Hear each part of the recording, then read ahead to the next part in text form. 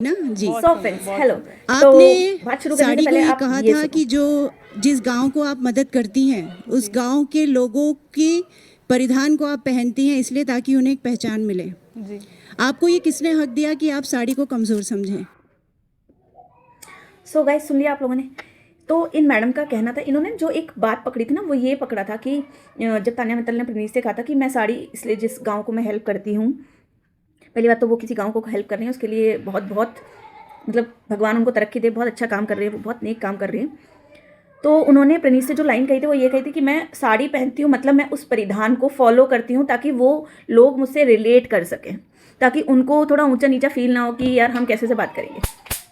तो वो उस हिसाब से वो साड़ी कैरी करती है ताकि वो खुद को उन लोगों से कनेक्ट कर पाए, तभी तो उनमें घुल मिल पाएंगी।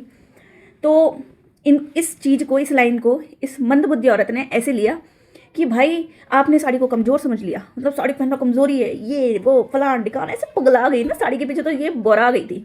अब इसका कोई आता पता नहीं आज की डेट में कहाँ ये कौन सी जाति कहाँ पर विलुप्त है ये औरत।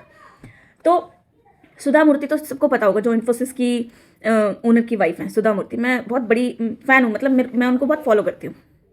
मैंने ना उनकी बुक्स पढ़ी हैं 3000 स्टिचेस, अगर आप लोगों ने पढ़ी हो तो उस बुक में ना इनिशियली जो पहला चैप्टर है उसमें उन्होंने यही चीज़ बताई है। जब वो छोटी थी, मतलब जब वो आफ्टर 12th एक गांव की हेल्प करने के लिए निकली थी, लेडीज़ों की हेल्प करने के लिए निकली थी, आई डोंट नो किसी प्रोजेक्ट पे काम कर रही थी। वो घर आई, घर आके ना उन्होंने अपने फादर को बोला कि मैं ये काम नहीं कर पाऊंगी क्योंकि वो लेडीज़ है, मेरे को सुनना ही नहीं चाह रही है, मुझसे बात करना ही नहीं चाह रही है। तो शी जस्ट डिनाइड कि मुझे ये सब नहीं करना। देन उनके फादर ने उनसे एक बात बोली थी कि पहले तो आप जिनसे बात करने जा रही हो उनके परिवेश को अपनाओ।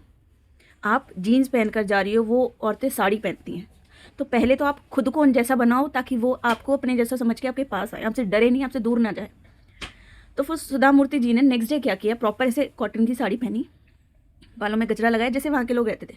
फिर वो उनसे बात करने उतरी और सब ने उनकी बात सुनी। वो तब से ही वो भी साड़ी पहनती आ रही है। तो ये उनकी बुक्स में उन्होंने लिखा हुआ है 3000 स्टिचेस में, आप लोग पढ़ के देखना। तो जो तान्या मित्तल ने किया उसने भी वही किया, उसने उनके परिवेश को अपनाया ताकि वो खुद को उनसे कनेक्ट कर पाए, ताकि लोग उस पर ट्रस्ट करें, उसे अपना समझें।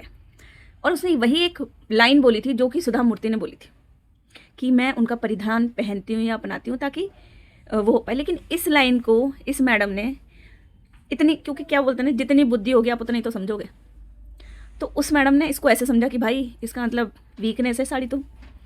तो मैडम काली साड़ी पहनकर आई ये दिखाने के लिए सबको कि भाई साड़ी तो बहुत स्ट्रॉन्ग पावरफुल वुमेन का सिंबल होता है।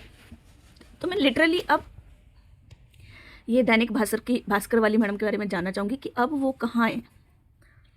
उस औरत को लिटरली तो पैसे की अकल नहीं है, तो पैसे की होती तो तो आप किसी से भी बात करने से पहले या किसी की बात पे कोई भी अपना विकल्प देने से पहले उस बात को समझो कि वो क्या बोल रहे हैं।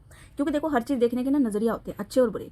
जिसके लिए हमने बुरी धारणा बना ली है तो आप मानो उसकी हर बात हमें ख़राब ही लगेगी, हम कहीं ना कहीं से नुक्स निकाल ही लेंगे। तो वो इंसान की फितरत होती है, वो इंसान की आदत है, वो बदलती नहीं है। तो आप मान लीजिए कि औरत ही नेगेटिव है, बहुत बहुत ज़्यादा नेगेटिव लेडी है सीरियसली। मतलब पता नहीं वो तान्या मित्तल थी जो चुप रह गई। आई स्वेयर अगर मैं होती ना, मुझे भी बहुत से धक्के मार के निकाला जा रहा होता बाहर।